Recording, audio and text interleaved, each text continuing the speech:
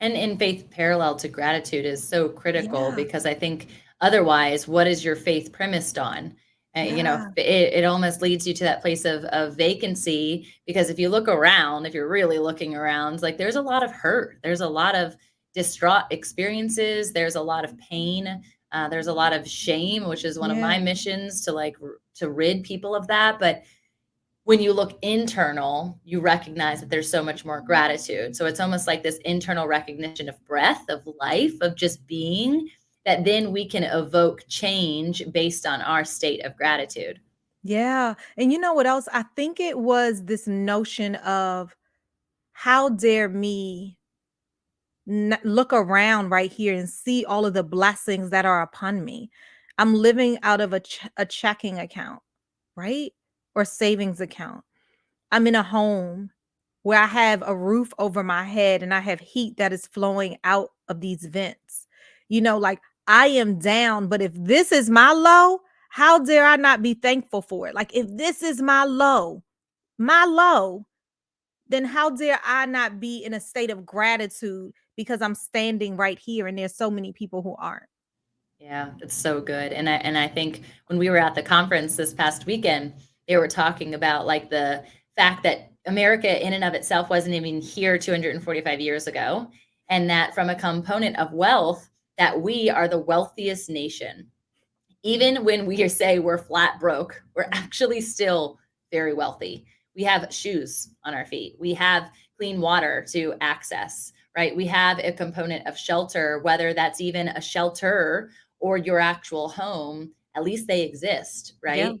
Yeah. And I think that it's just a need. And it's one of the reasons I'm so passionate about international travel and taking women into a space where they can actually see and be reminded by the gratitude of the space that we are currently existing in on the regular. I know retreats are something that's really powerful to you as well. Yeah. How do you integrate the things that you learned and the strength that you've brought to those scenarios in and infuse it to other people?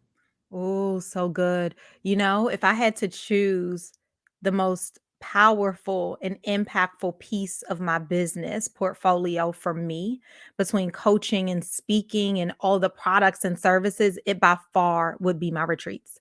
And I see you smiling because it gives you that one on one, but it gives you that feeling of giving back in the moment. Like I can flex in the moment and move and flow and see your transformation right in front of me. That is the juiciness of a retreat. A retreat for me, I only have 12 people that can come. And it's because I want to give you my one-on-one attention, but I also want you to be able to feel and be comfortable in your own surrender. So I think my foundation has helped me. Also, my superpower that I thank God for all the time of being a conversationalist and being able to listen intently while I also am able to feed you. You know what else? Is that there's flow. So I'll have a schedule. God laughs at me every time. Every time, every Every time. time. I have a schedule and I give it out and I say, you guys, what I've learned after my first one. And now we're gonna be on 9 for my 10 for my next one. Wow. Oh, that's a big one. That Yes, is 10 a huge. for my next one. Right.